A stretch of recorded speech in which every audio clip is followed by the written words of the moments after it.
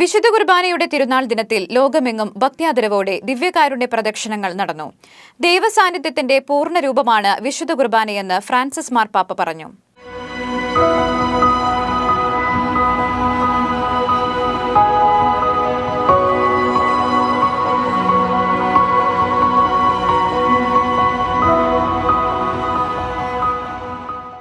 പതിമൂന്നാം നൂറ്റാണ്ട് മുതൽ ആരംഭിച്ച വിശുദ്ധ കുർബാനയുടെ തിരുനാൾ ക്രൈസ്തവ വിശ്വാസികളുടെ വിശ്വാസ വഴിയിലെ സുപ്രധാന ദിനങ്ങളിലൊന്നാണ്.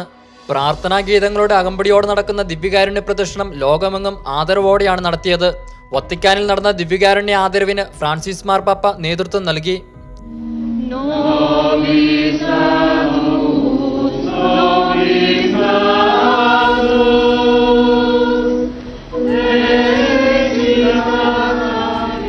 പോളണ്ടിലെ വാഴ്സോയിൽ നടന്ന പ്രദക്ഷിണത്തിൽ ആയിരങ്ങൾ പങ്കെടുത്തു. കർദിനാൾ കാസ്മീർ സ്നീസ് ആദരങ്ങൾക്ക് നേതൃത്വം നൽകി.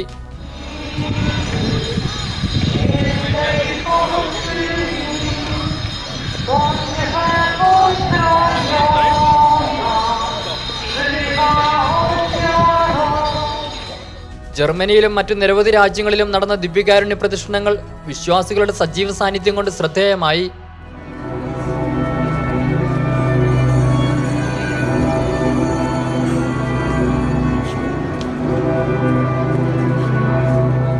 ഇന്റർനാഷണൽ ഡെസ്ക് ഷെക്കേന ന്യൂസ്.